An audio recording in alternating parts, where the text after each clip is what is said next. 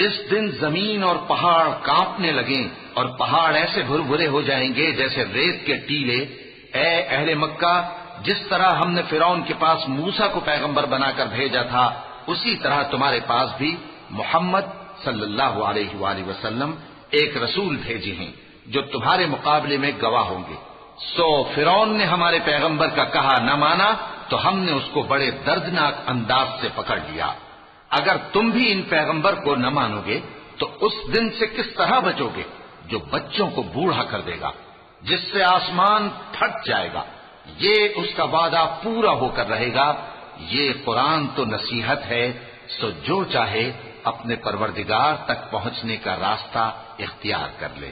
إن ربك يعلم أنك تقوم أدنى من ثلثي الليل ونصفه